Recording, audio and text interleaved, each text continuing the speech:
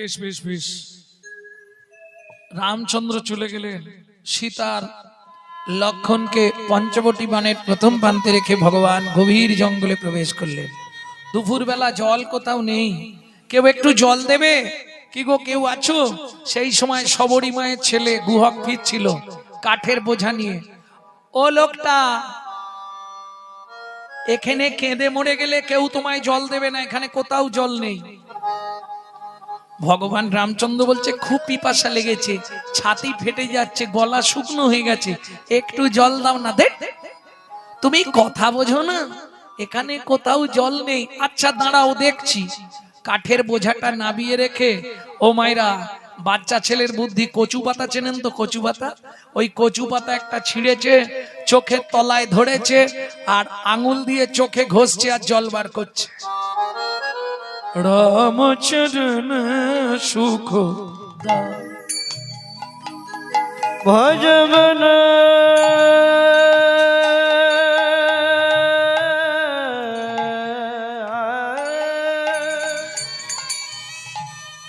ভজমন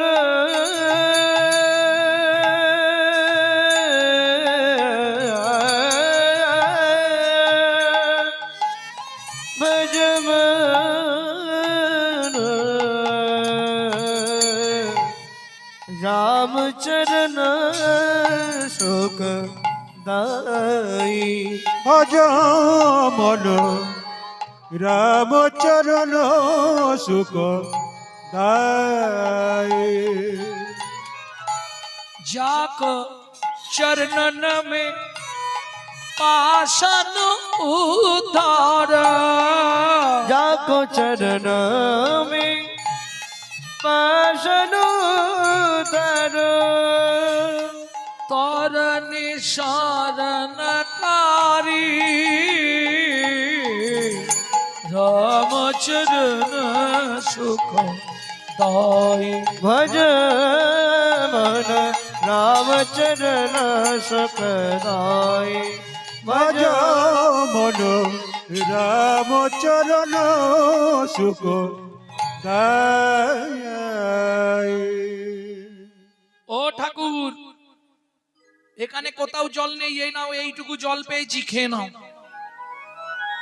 কচু পাতাটা ধরেছে রামচন্দ্র আর কচু পাতাটা ধরে জলটা খাচ্ছে।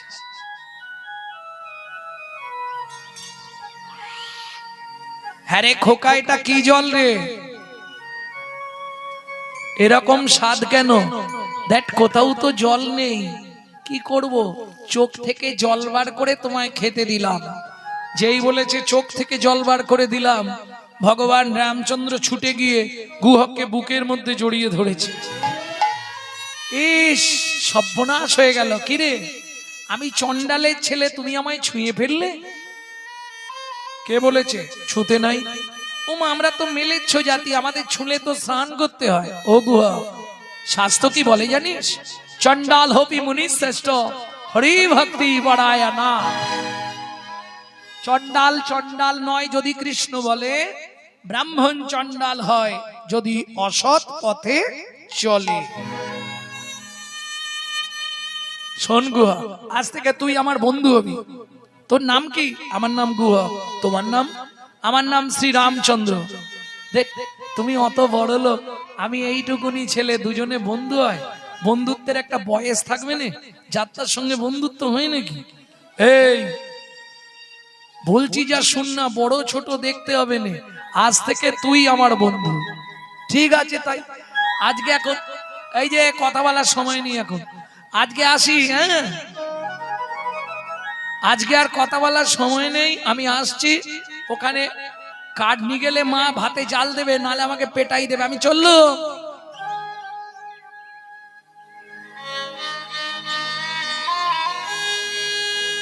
এসে কাঠের বোঝাটা নাবাচ্ছে আর মা ছুটে এসছে। গুহা,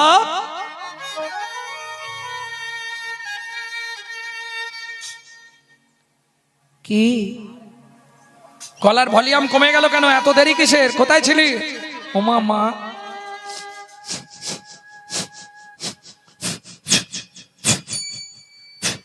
এ গুহা, কিসের গন্ধ উঠছে রে?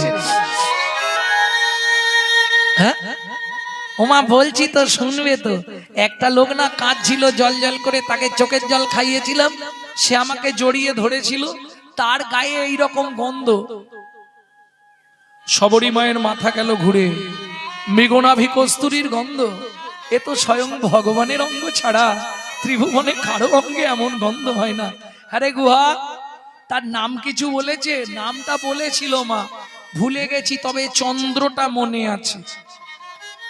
তাহলে কি একে চন্দ্র? না, আমচন্দ্র, আম নয় রামচন্দ্র। সবরী মায়ের মাথা গেল ঘুরে। কেন? সবরী মা হচ্ছে মতঙ্গ মুনির শিষ্য, যাদের আরাধ্য ভগবান হলেন রামচন্দ্র। প্রেম সে বলো ভগবান রামচন্দ্র কি জয়। আরে খোকা, কি তোর বন্ধুকে একবার এনে দেখাতে পারবি আমাকে? তুমি যদি বলো দেখানো যাবে, তাহলে দু একটা মিথ্যে কথা বলতে হবে। পরের দিন গুহক, ও মাইরা, পরের দিন গুহক মাঠে গেছে। মাঠে গিয়ে খেলার বন্ধুদের সবাইকে পাঠিয়ে দিয়েছে, সন্ধে পর্যন্ত একাই বসে আছে। হ্যাঁ, গান গাইছে গুহক। কেন জানে? এবার বন্ধু ফিরবে এই রাস্তা দিয়ে, আর গান গাইলে আমার দিকে তাকাবে। রামচন্দ্র গান শুনতে খুব ভালোবাসে। আহা, এই গানটি যদিও আমার দাদুর শশীভূষণ চক্রবর্তী, কিন্তু আমি শিখেছি আমার মায়ের কাছ থেকে। মা যাওয়ার আগে কতগুলি গান শিখিয়ে দিয়ে গেছে।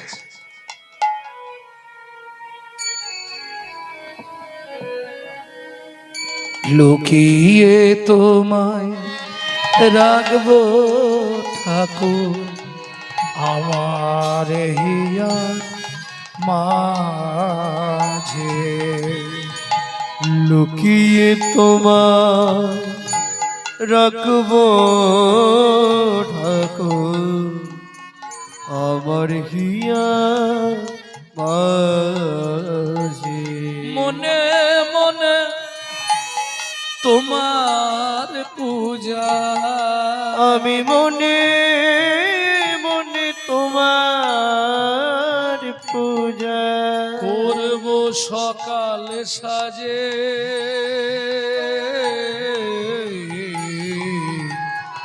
আমার হিয়া মাঝে। লুকিয়ে তোমায় রাখবো ঠাকুর আমার হিয়ার মাঝে। লুকিয়ে তোমায় রাখবো ঠাকুর আমার হিয়ার মাঝি। নাইবা যদি দেবদাসীরা তোমার মাথায় চামডুলা, নাইবা যদি দেবদাসীরা তোমার মাথায় চামর বল ক্ষতি কি তাই শঙ্খ ঘণ্টা, বলো ক্ষতি কি তাই শঙ্খ ঘণ্টা, নাইবা যদি বাজে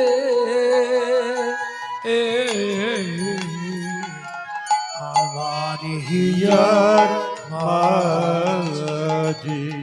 লুকিয়ে তোমায় রাখবো ঠাকুর আমার হিয়ার মাঝি। আরে এই গুহা, এখানে বসে বসে গান গাইছি, সন্ধে হয়ে গেল, আবার এখন মালা। বাবু আমাদের আসরে এনাকে পেতাম না আমরা, এনার 4টে থেকে 8টা দিলে 4 ঘন্টা গান করলে ঠিক হতো। যাই হোক আমরা একটাই পেয়েছি, এনার ডেট ছিল না, এনার অন্য জায়গায় গান আছে, এখনই চলে যাবে। আমাদের 4 ঘন্টা না খিদে মেটে না। যাই হোক, সামনের বছর 23শে ফাল্গুন 4টে 8টায় এনাকে গান করতে হবে। আমি ওনাকে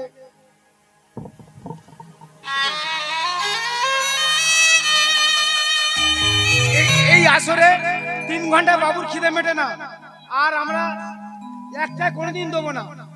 8টা 6টার নিচে 3টের নিচে আমরা করবো না, ডেট প্রোগ্রাম করবো 3টের মধ্যে, 3টে থেকে 4টের মধ্যে।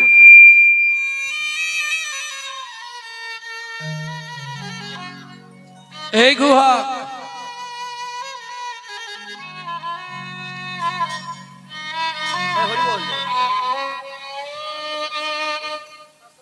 হ্যাঁ 10 ঠিক আছে, 5টা বেজে গেছে, করার কিছু নেই, নালে আমার কি ছাড়তে চায়, ইচ্ছা হয় কি যে ছেড়ে যাই, কি করব, করার তো কিছু নেই, এটা তো জোর করে না, না ওটা শেষ করে দেবো। ও গুহা তুই এখনো বসে আছিস সন্ধে পর্যন্ত? ও ঠাকুর যেতে পারছি নি, পায়ে ব্যথা লাগছে। ভগবান বলে তাহলে চল তোকে কাঁধে করে পৌঁছে দি, দেবে, ভালোই হয়। ভগবান বলে আমারও ভালো হয়, কেন? সেদিন তুই আমায় তো চোখের জল আমায় খাইয়েছিস। ও গুহাগ রে, ও গুহাগ রে, আজকে ছলে বলে কলে কৌশলে তোকে একবার কাঁধে তুলবো, কাঁধে তুলবো। তুই যেমন তোর চোখের জল আমায় দিয়েছিস, তোর রাঙা চরণ দুটোই আমি বক্ষে ধরবো, রাঙা চরণ দুটোই আমি বক্ষে ধরবো। আর বক্ষে ধরে কি করবো জানি? কি করবো জানি? আমি নয়ন জলে ধুয়াইয়ে দেব, নয়ন জলে ধোঁয়াইয়ে দেব, নয়ন জলে ধুয়াইয়ে দেব, নয়ন জলে ধোঁয়াইয়ে দেব। তোর সেদিনের ঋণ শোধ করিব, নয়ন জলে ধুয়ায়ে দেব, সেদিনের দিন রোধ করিব। বলি গুহাগ রে তোর রাঙা চরণ, আমি সেদিনের হৃদয় ঋণ গৌর শোধ হরি করিব। ওগরে তোর রাঙা চরণ, সেদিনের ঋণ শোধ করিব। নয়ন জলে ধুয়ায়ে দেব।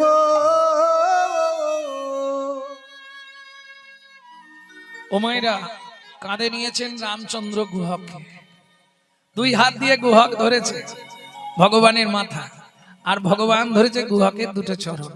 আহা যাচ্ছে, খানিকটা গিয়ে গুহক বলছে ও ঠাকুর কি আমাকে নামিয়ে দাও, কেন?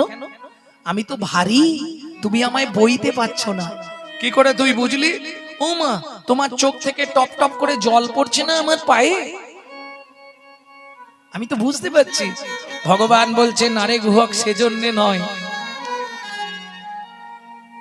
কাঁদছে কেন ভগবান? সেদিনে জলে ঋণ শোধ করছে, সেটা একটা কারণ, আর একটা কারণ আছে, সেটা বলবো।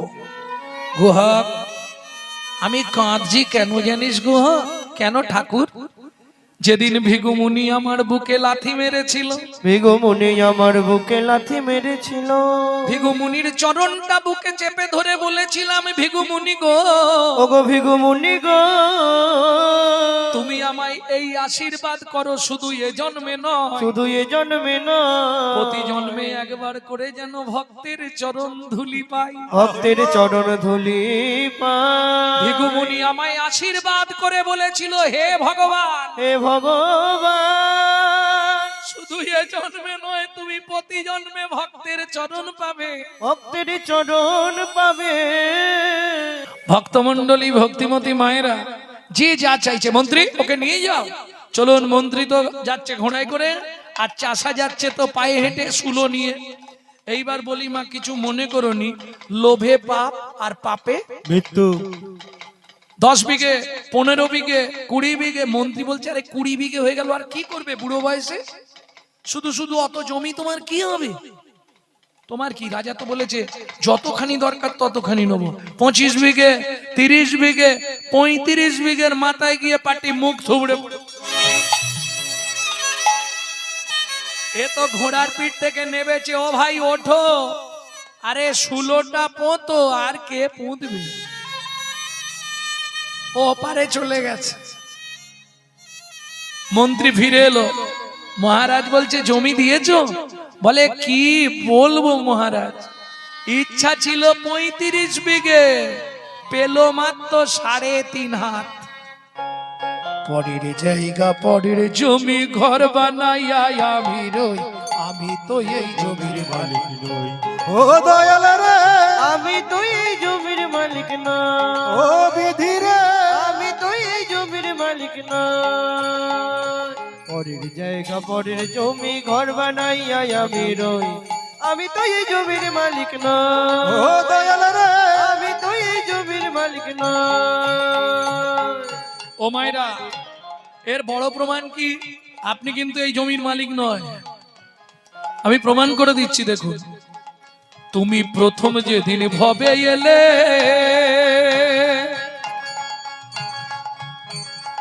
তোমায় দিল নতুন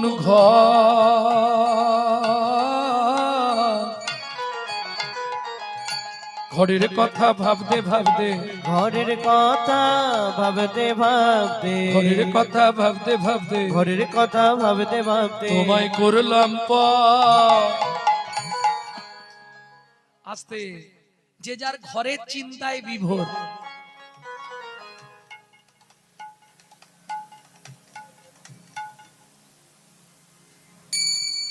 লেকসোনা লাক্স ইন্টারলাক্স ডাব মতি চন্দন ঘষে ঘষে করে সাদা করে ফেলতেছে। হ্যাঁ বাবরে, ফেয়ার এন্ড লাভলি, ভিকো, টারমারি, বিভি, সিসি, কি ঘষণ ঘষছে। এই ঘরের কথা ভাবতে গিয়ে তার কথা চিন্তার হয়। কিন্তু মনে রেখো, তোমার ঘরের চাবিটা কিন্তু তোমার কাছে নেই। কেন? আচ্ছা, তোমার যদি চাবি তোমার কাছে থাকে, তোমার যদি ঘর হয়, তুমি আমাকে বলো তোমার ঘরে দরজা কবে খুলেছিল? কি গো হবে? যদি কেউ বলতে পারেন, দেখুন চেষ্টা করে, তোমার ঘরের দরজাটা কবে খুলেছিল? বলতে পারবেন না। কেন? মায়ের পেটে থাকাকালীন দরজা খুললে তবে বাচ্চা বাইরে আসার জন্য ছটফট করে। দরজা খুলে গভীর রাত্রি, রাত্রি 12টার পর। দেখবেন যারা মা হয়েছে জেনে নেবেন, রাত্রি 12টার পর পেটে লাথি মারা শুরু হয়।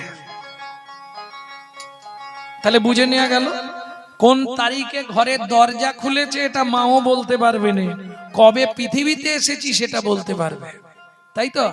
তাহলে দরজা খোলার ডেট বলা যাবে না। আচ্ছা, ওটা বাদ দিয়ে দিলাম, ভেতরে কি হয়েছে না হয়েছে ইন্টারনাল খবর, বাইরের খবরটা তো বলতে পারবো। কবে দরজাটা বন্ধ হবে? কেন না পারবো না? আরে তুমি পারবে না কেন? তোমার ঘর, তুমি দরজা কবে বন্ধ করবে এটা জানো নি? বলেন না কেন? আমার ঘরের চাবি তোমার হাতে, ঘরের চাবি তোমার হাতে, আমার ঘরের চাবি তোমার হাতে, আমার ঘরের চাবি তোমার হাতে। সে ভাবো না ভাবলাম কই, আমি তো এই জমির মালিক নই। ও দয়াল রে, আমি তো এই জমির মালিক নই। নিতাই গৌর হরি হরি হরি বল। মন্ত্রী সবাই দান পেয়েছে? হ্যাঁ মহারাজ পেয়েছে। গঙ্গা জল আর তুলসী পাতা হাতে নিয়ে আমি এবার দানব্রত যজ্ঞ শেষ করব। মহারাজ আপনি একবার নিজে জেনে নিন না কেউ বাকি আছে কিনা। যদি কেউ বাকি রয়ে যায় অপরাধ হয়ে যাবে। বেশ, তুলসী পাতা গঙ্গার জল হাতে নিয়েও ফেলেছিল। দানব্রত যজ্ঞ ব্রত শেষ করে নর্মদা নদীতে স্নান করে জলবিন্দু গ্রহণ করবে। কিন্তু মন্ত্রীর কথা শুনে ওগুলো রেখে রাজা জিজ্ঞেস করলেন প্রজাদের মাঝে, প্রজাগণ, সকাল থেকে আজকে যে দানব্রত যজ্ঞ চলছিল, যে যা চেয়েছো সবাইকে তাই দিয়েছি, তবু আমার শেষ জিজ্ঞাসা, আর কেউ কি বাকি আছো? আমি আছি গো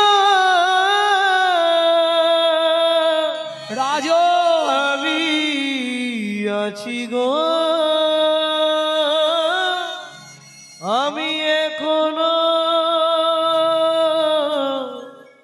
বাকি আছি, বাকি আছি, বাকি আছি, বাকি আছি। বাকি আছি। কোথায় তুমি?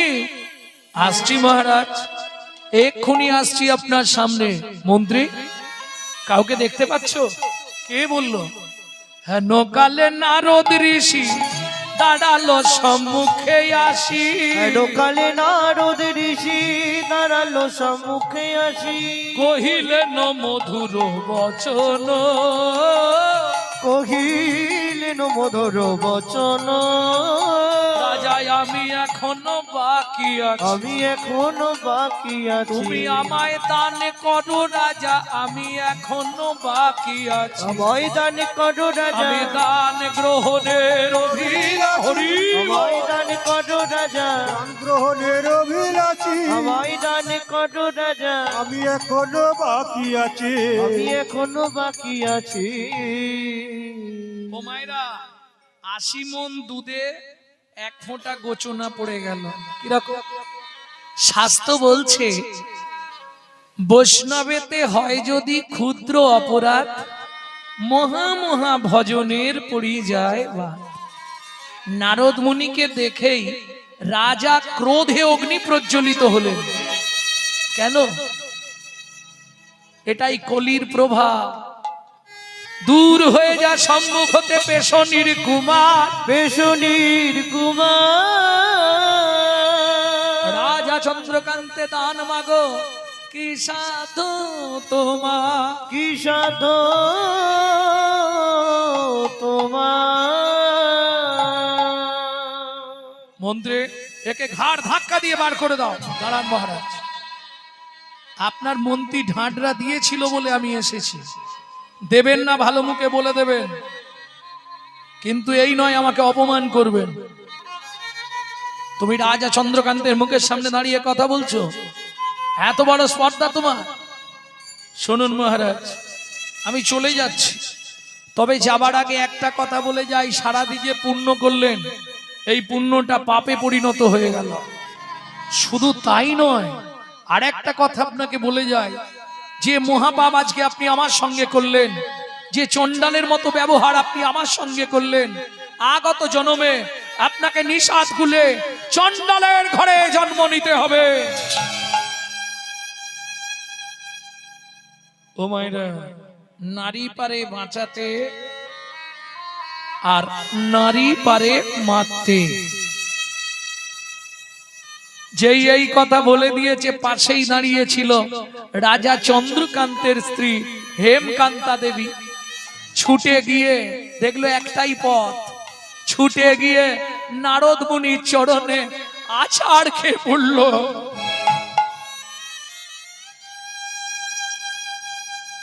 মুনিবর, জানি না কোন জন্মের কোন অভিশাপের কারণে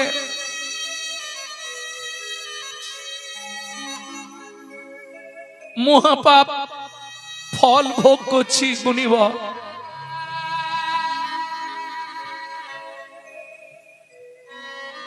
লোকের কাছে মুখ দেখাতে পারিনি। আপনি নিষাদ খুলে জন্ম নেব চণ্ডালের ঘরে, তাতে কোনো কষ্ট নেই মুনিবর, তাতে কোনো দুঃখ নেই। শুধু আপনার চরণে আমার একটাই নিবেদন মুনিবর, যে কুলে জন্মাবো, যেখানে থাকবো, কোনো কষ্ট নেই, শুধু একটা কৃপা আপনি আমাকে করে দিন। চরণটা ছাড়ো মা, বলো তোমার কি চাই। আহা, যখনই বলেছে কি চাই, চোখ থেকে টপ টপ করে জল নারদ মুনির চরণে পড়ছে। হেমকান্তা দেবী রানী হয়েও ভুলে গেল তার অহংকার। ক্ষমাই পরম ধর্ম বৈষ্ণবের আচার।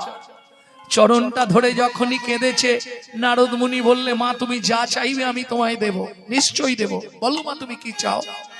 আঁচলটা পেতে বলছে, মুনিবর এ জন্মে তো হলো না, পর জন্মে যে কুলে জন্মাবো একটি সন্তান পাই যেন মুনি, সে তো হরি ভক্ত। নিতাই গৌর হরি হরি বল। সন্তান পাই যেন মুনি, সে তো হরি ভক্ত। তুমি এই কৃপা করো মুনি, তুমি এই কৃপা করো মুনি, ত্রিভুবন করুক জয়, একটি সন্তান পাই যেন মুনি, হরি ভক্ত। একটি সন্তান পাই যেন মুনি, সে তো হরি ভক্ত। ও মাইরা, এত বলি নারদ মুনি করিল গমন, করিল গমন, রাজা রানী হইল দোহা, একতে মরণ। একত্রে মরণ। দুজনে গিয়ে জন্ম নিল, আবার দুজনে সংসার বাঁধলো। তাহলে সত্য যুগে চন্দ্রকান্ত হেমকান্তা, তেতা যুগে তারাই একসঙ্গে স্বামী স্ত্রী হলেন, সবর সবরী। একটা ছেলেও হলো, নাম রাখলেন গুহক। এক সময় রামচন্দ্র 14 বছর বনে গিয়েছিল, ওই সময় গুহকের সঙ্গে বন্ধুত্ব। কেন 14 বছর বনে গেলেন? কইকেয়ী মন্থরার যুক্তি পেয়ে 14 বছর রামকে বনে পাঠাতে হবে, তাই তো? আমার ছেলে ভরত রাজা হবে, তোমার রাম 14 বছর বনে যাবে, তাই না বাবা? এটা মিথ্যে কথা। সত্যিটা কি শুনে নিন। গভীর রাত্রিতে রামচন্দ্র গেলেন কইকেয়ীর ঘরে। ছোট মা কে? আমি রাম। বাবা রাম, এত রাতে আমার ঘরে? ছোট মা, কাল থেকে আমার পায়ে বন্ধন পড়ে যাবে, আমার পায়ে বাবা বেড়ি দিয়ে দেবে। 14 বছর এই অযোধ্যার রাজ সিংহাসনে আমাকে বসতে হবে। কিন্তু ছোট মা, তুমি তো জানো এই রাজ্যের দায়িত্ব নেবার আমার ইচ্ছা নেই। হ্যাঁ, তা কি করবি? তুমি শুধু একটা উপকার করে দেবে, তুমি বাবাকে বলবে আমার ছেলে ভরত রাজা হবে, রাম রাজা হবে না। কেমন? আর একটা কথা বলবে যে 14 বছর রামকে বনে পাঠিয়ে দিতে হবে। না, এই মহাপাপ আমি করব না। তোর কথা শুনে করব, জগৎ আমার গায়ে থুতু দেবে, তোর গায়ে নয়। ছোট মা, এই উপকারটা যদি তুমি করে দাও, তোমার আমি একটা উপকার করে দেবো। কি করবি? শোনো, তুমি যদি আমার এই উপকার করো, বাবাকে বলে আমাকে 14 বছর বনে পাঠিয়ে দাও, তাহলে কথা দিচ্ছি মা, পরজন্মে তোমার গর্ভে জন্ম নেব, তোমার গর্ভে জন্ম নেব, তোমার গর্ভে জন্ম নেব, তোমার গর্ভে জন্ম নেব। তুমি দেব কি হবে, আমি কৃষ্ণ হব, তোমার গর্ভে জন্ম নেব। তুমি দেব কি হবে, আমি কৃষ্ণ হব, তোমার গর্ভে জন্ম নেব। সত্যি কৃষ্ণ, সত্যি রাম? হ্যাঁ, কথা দিলাম। মাথা ছুঁয়ে বল। তাই বললাম। বেশ, কিন্তু একটা সত্যি কথা বলবি রাম। কি? হ্যাঁ রে, 14 বছর তুই বনে যাবি, কারণ কি? সেখানে কি আলাদা করে সংসার টংসার করবি? কি বলছো ছোট মা? না না, তাহলে যাবি কেন? শিব দুর্গার বিয়েতে পৌরোহিত্য করতে গিয়ে ব্রহ্মার অতি কলুষিত হয়ে পড়েছিল বালির ওপর। 60,000 বালির গায়ে লেগেছিল, তারা জন্মগ্রহণ করেছিল। 60,000 বাল্যখিল্য মুনি। রামচন্দ্র অবতারে 14 বছর ধরে ওই 60,000 মুনিদের আমি উদ্ধার করব। এইবার চলুন, পরের দিন সকালবেলা রাম লক্ষণ সীতা বেরোলেন। ও মায়েরা, সন্ধে হয়ে গেল গঙ্গার ধারে আসতে। গঙ্গা পার হলে তবে পঞ্চবটী বন। গাছের তলায় রাম সীতাকে বসিয়ে লক্ষণ রামচরিত মানস পাঠ করছে। মানে যার কথা তাকেই পাঠ করে শোনাচ্ছে। অনেক ভক্তও এসেছে, তা সবার যখন শোনা শেষ হয়ে গেছে, একজন খুব দিন দুঃখী কাঙাল গরিব মাঝি, পাটনি মানে বোঝেন তো? পাটনি বোঝেন না? ঘাটের পাটনি মানে মাঝি, কিবট। ও এসেছে। তা যখন পাঠ শেষ হয়ে গেছে, প্রণাম করে বলছে, লক্ষণ ঠাকুর, কি কাল তো প্রভু গঙ্গায় পার হবে? হ্যাঁ, গঙ্গায় সবার ভালো ভালো নৌকা আছে, কার ময়ূরপঙ্খী নৌকা, কার বাজ পাখি নৌকা, কত কিছু নৌকা আছে। তুমি একটু প্রভুকে বলো না, যাতে প্রভু কালকে কারো নৌকা না ঘাটে থাকে, প্রভু যেন আমার নৌকাতেই ওপারে যায়। ঠিক আছে, ব্যবস্থা করে দেবো। তুমি বলছো যখন, আমি ব্যবস্থা করে দেবো। মাধব মাঝির তো ভাঙা নৌকা, প্রভু কি উঠবে? কিন্তু মাধব মাঝির খুব ইচ্ছা, প্রভুকে একবার আমার নৌকায় পার করব। আহা,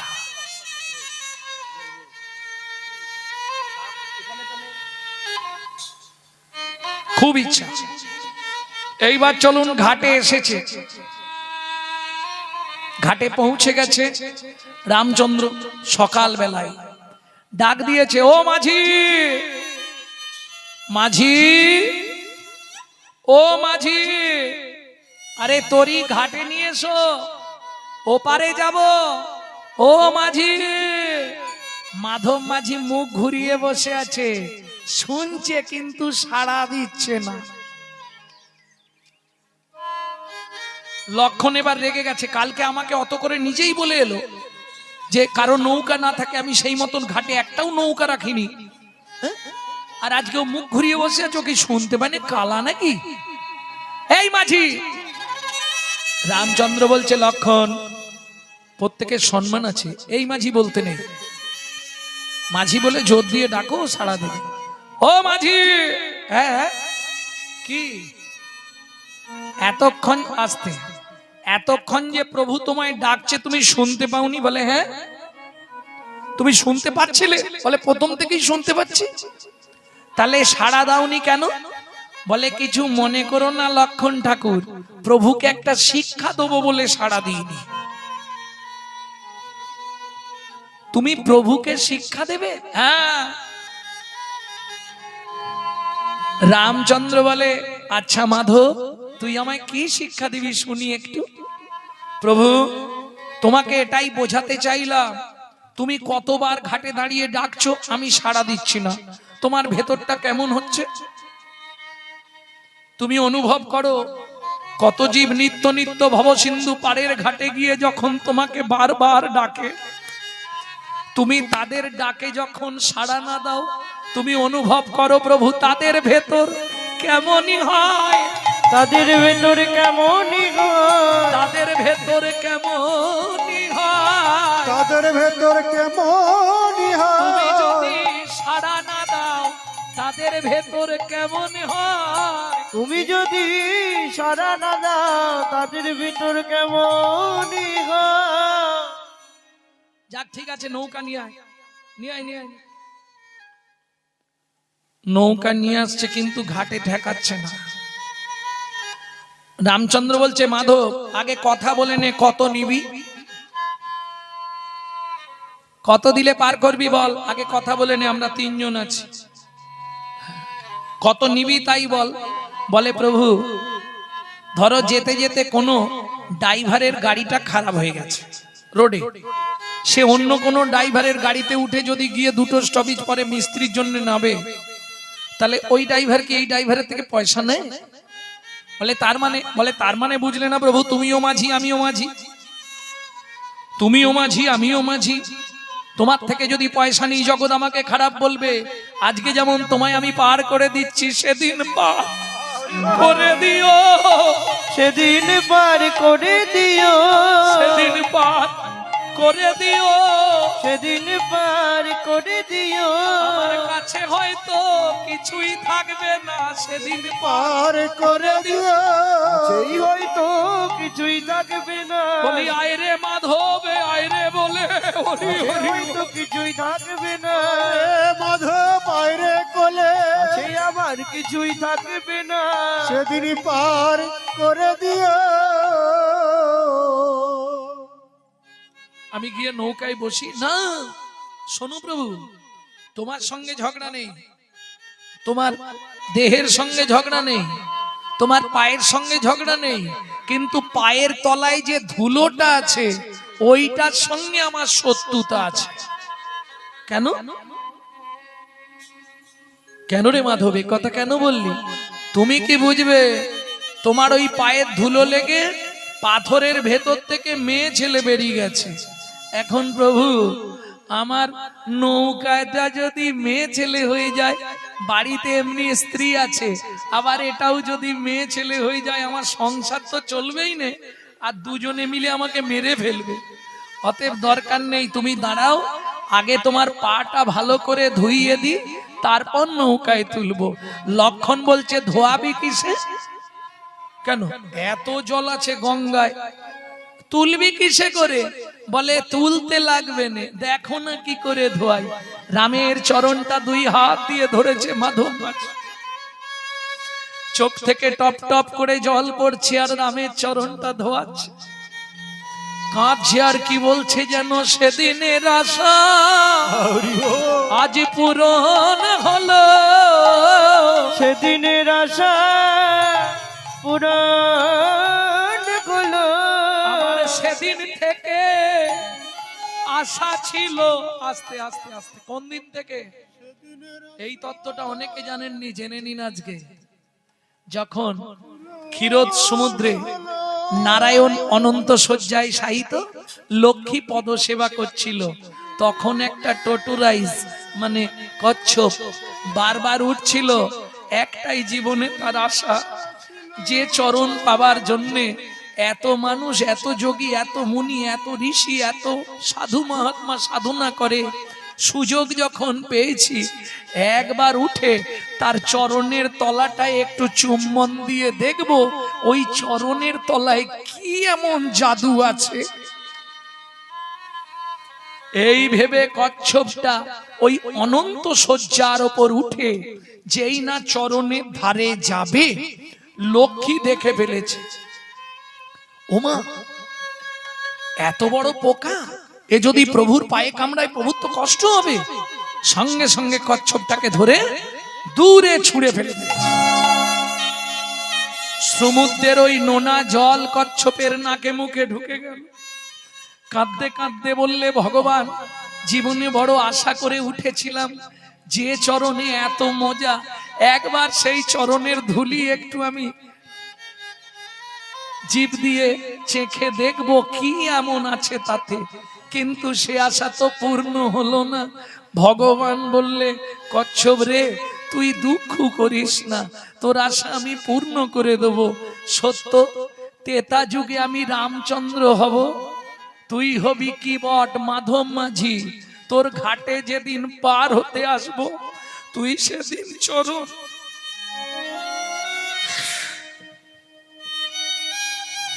তুই সেদিন চরণ ধোবাইয়ে দিবি। তুই সেদিন চরণ ধোয়ায়ে দিবি। তুই সেদিন চরণ ধোবাইয়ে দিবি। তুই সেদিন চরণ ধোয়ায়ে দিবি। ওরে আজের আশা সেদিন পূর্ণ করবি, তুই সেদিন চরণ ধোবাইয়ে দিবি। আজ আশা পূর্ণ করবি। ও মাধব তোরে কথা দিল, আশা পূর্ণ করবি। মাধব তোরে কথা দিল, আশা পূর্ণ করবি। সেদিন আশা পূর্ণ করবি। ও মাইরা চরণটা ভালো করে ধুইয়ে কোলে করে নিয়ে গিয়ে রামচন্দ্রকে পা তুলতে দিচ্ছে না, পা ঝুলিয়ে বসেছে। রাম যখন পা ঝুলিয়ে বসেছে, গঙ্গা দিয়ে যাচ্ছে, গঙ্গা তো এবার উতাল তরঙ্গ উঠছে। কেন? যতই হোক বহুদিন পর বাবা যদি মেয়ের বাড়ি আসে, মেয়ের আনন্দ হবে না? কি গো, ভগবানের চরণ ঘেমে গঙ্গা, তাহলে বাবা মেয়ের বাড়ি এলে মেয়ের আনন্দ হবে না? উতাল তরঙ্গ, বাপরে বাপ। ওদিকে মাধব মাঝি চিৎকার করছে আর দাঁত টানছে, কি বলে? তরি চলে হেইয়া হেইয়া হেইয়া রে তোরি চলে হেইয়া হেইয়া হেইয়া রে। চলে হেইয়া হেইয়া হেইয়া রে। তোরি চলে হেইয়া হেইয়া হেইয়া রে। শক্ততে ধরে হাল কাঁদে মাধব মাঝি রে, হেইয়া হেইয়া হেইয়া রে। তোরি বলে চলে এতদিনের আশা মোর পূরণ হইল রে, চলে হেইয়া হেইয়া হেইয়া রে। তোরি চলে ও মাইরা, ইচ্ছা করে নৌকাটাকে মাধব মাঝি পা দিয়ে দাপাচ্ছে আর টলাচ্ছে। কেন এরম এরম হচ্ছে? ভগবান বলছে, কি করছিস রে মাধব? বলে, তোমাকে শিক্ষা দিচ্ছি। তুমি দেখো তুমি যখন নৌকায় পার করার সময় এই রকম করো, তখন মানুষের মনের মধ্যে কেমন ভয় জাগে। তাড়াতাড়ি ঘাটে এসে গেছিস তো ঠেকিয়ে দে না। লক্ষণ বলছে তুই ঘাটের ধার দিয়ে 3 বার গেলি, ঘাটে নৌকা ঠেকাচ্ছিস কেন? বলে এটাও প্রভুকে শিক্ষা দিলাম। ও প্রভু শুনে রাখো, এটা কি শিক্ষা দিলাম জানো? তুমি ঘাটের ধার দিয়ে চলে যাও, তবু ঘাটে তরি ভেড়াও না। যারা পরে আসে তারা আগে যায়, যারা আগে আসে তারা পরে যায়। ঘাটের ধার দিয়ে যাও কিন্তু তরি ভেড়াও না। তোমায় শিক্ষা দিলাম, নৌকায় যারা থাকে ঘাটে যতক্ষণ না খেয়া ভিড়ছে ততক্ষণ তাদের মনে শান্তি হয় না প্রভু। কেমন? তাহলে মাধব তুই আমায় কি শিক্ষা দিলি? বলে শিক্ষা এটাই, আমি যেমন ঘাটে ভিড়িয়ে দিচ্ছি, তুমি সেদিন এদিক ওদিক না করে নিয়ে গিয়ে সরাসরি ঘাটে ভিড়াইয়ে দিও। সরাসরি ঘাটে ভিড়াইয়ে দিও। সরাসরি ঘাটে ভিড়াইয়ে দিও। সরাসরি ঘাটে ভিড়াইয়ে দিও। আমি আর কিছু চাইবো না গো, ভিড়াইয়ে দিও। এই কথাটার কিন্তু একটা গোপন মানে আছে, বুঝলেন কি না বুঝলেন? বুঝেছেন না? মাধব বলছে তুমি শেষের দিনে আমাকে সরাসরি ঘাটে ভিড়িয়ে দিও, মানে ওই বিছানায় ফেলে 6 মাস ধরে 1 বছর ধরে যেন আমায় কষ্ট দিও না। কেমন? তুমি সরাসরি ঘাটে ভিড়িয়ে দিও, যা নাবাবে তরি একদম নিয়ে গিয়ে ঘাটে ঠেকিয়ে দিও। আমি আর কিছু চাইবো না গো, সরাসরি ঘাটে ভিড়াইয়ে দিও। আমি আর কিছু চাইবো না গো, সরাসরি এই মিনতি জানাইলা। আর কিছু চাইবো না গো, বিনতি জানাইলাম। আর কিছু চাইবো না গো, সরাসরি ঘাটে ভিড়াইয়ে দিও। যেই না নৌকা গিয়ে ঠেকেছে, এবার নাঙরটা তো ঠেকাতে মাধব মাঝি নেমেছে, আর যেই নাঙরটা লাগাতে নেমেছে সেই সুযোগে রামচন্দ্র তরণীর ওপর দাঁড়িয়ে পড়েছে।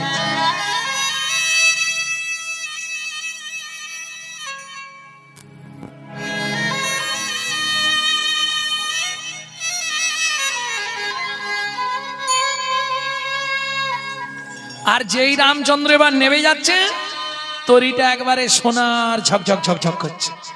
মাধব মাঝি ছুটে এসেছে, প্রয়োজন নাই, আমার এসব প্রয়োজন নাই প্রভু, তুমি কেন এটা করলে? মাধব অনেক দিনের ইচ্ছা ছিল, তুই বড় গরিব, তোকে এটা দিয়ে গেলাম, এটাতেই তো সংসার চলবে। না প্রভু নেব না। ত্যাগ দেখুন, গঙ্গায় এই নৌকা আমি ভাসিয়ে দিলাম, যদি দিতেই হয় প্রভু তোমার রাঙা চরণ দুটো আমার হৃদয়ে দাও গো। রাঙা চরণ দুটো হৃদয়ে দাও গো। এই মা গঙ্গার কোলে বসে সাক্ষী থাকবে, তোমার রাঙা চরণ দুটো হৃদয়ে দাও গো। মা গঙ্গায় আমার সাক্ষী থাকবে, আর কিছু চাইবো না গো। হরি হরি গঙ্গায় আমার সাক্ষী থাকবে, আর কিছু চাইব না গো। আমার সাক্ষী থাকবে। তোমার হৃদয়ে আমায় জায়গা দাও গো। ও গুহক রে, এ জীবনে ভেবেছিলাম, এ জীবনে ভেবেছিলাম আর বুঝি চরণ পাওয়া হবে না, আর বুঝি চরণ পাওয়া হবে না। কিন্তু তোর রাঙা চরণটা যেই না বুকে চেপে ধরলাম, যেই না বুকে চেপে ধরলাম, কেন কাঁদছি জানিস গুহক? আমার তাপিক পরাণ শীতল হলো, তাপিত পরাণ শীতল হলো, তাপিক পরাণ শীতল হলো। তাপিত পরাণ শীতল হলো। বলে গুহক রে তোর চরণ ধুলায় তাপিক পরাণ পরাণ শীতল হলো। গুহরে তোর চরণ ধুলায় তাপিত পরাণ শীতল হলো। এমনি ভাবে ধুলা দিবি, এমনি ভাবে ধুলা দিবি, এমনি ভাবে ধুলা দিবি। এমনি ভাবে ধুলা দিবি। আরে গুহা এখনো কতটা, এসে গেছি। মা, ও মা, মা, অমৃত নিন্দিত বাণী ভুবন মঙ্গল ধ্বনি, অমৃত নিন্দিত বাণী ভুবন মঙ্গল ধ্বনি, আর তাহে স্নেহের সহিতে সহিতে, আর তাহে স্নেহের সহিতে সবরীর কর্ণে আসি প্রবেশিল সুধারাশি, সবরীর কর্ণে আসি প্রবেশিল সদা রাশি, হিয়া ধরি রহে চমকিতে চমকিতে, রক্তরি রহে চমকেতে। এই গুহা কোথায় উঠেছিস? ই বাবা, না গুহা ঝাঁপ দিয়ে নেমেছে। রামচন্দ্র বলছে কি রে, পায়ে লাগে না তো? না ঠাকুর, আর পায়ে লাগছে না। সবরী মা বলছে প্রভু কৃপা করে যখন এলে দুঃখিনীর ঘরে, একটু ভেতরে চলো, কিছু একটু খেয়ে যাবে। তবে ভয় নেই, জাতিতে চন্ডাল মোরা, তোমায় অন্ন নাহি দেব, অন্ন নাহি দেব, পাকা মিষ্টি ফল আছে ভোজন করাইব। দুটো ভোজন করাইব। রামচন্দ্র বলল হবে না মা। কেন হবে না? পিতার আদেশ, রাম কারো ঘরে না যাইবা, কিছু না খাইবা, কিছু না খাইবা, 14 বছর বনে বনে ভ্রমণ করিবা। ভ্রমণ করিবা। তবে কথা দিলাম সবরী মা, তোমার ফল খাওয়ানোর যখন এতই ইচ্ছা, হ্যাঁ, আগত দাপর যুগে আমি ব্রজেন্দ্র নন্দন কৃষ্ণ হব, তোমায় কথা দিলাম সেদিন ফল চেয়ে খাবো, সেদিন ফল চেয়ে খাবো। বলে মাগো তোমায় কথা দিলাম সেদিন ফল চেয়ে খাবো, মাগো তোমায় কথা দিলাম, যেদিন ব্রজেন্দ্র নন্দন হব, মাগো তোমায় কথা দিলাম, চন্দ্র নন্দন হবে, মাগো তোমায় কথা দিলাম, সেদিন ফল চেয়ে খাবো। এইবার চলুন দুজন মৃত্যুর পর জন্ম নিল যমদানগর কিরাত কিরিতানি। বেদ আর বেদিনী, বেদ অন্ধ হয়ে গেল, বেদিনী মথুরার বাগান থেকে ফল পাড়ে, বৃন্দাবনে এসে সেই ফল বিক্রি করে। তোরাকে ফল নিবিরে এলাম ফল বিকিতে, ফল নিবিড়ে এলাম ফল বেচিতে, তোরাকে ফল নিবিরে এলাম ফল বেকিতে।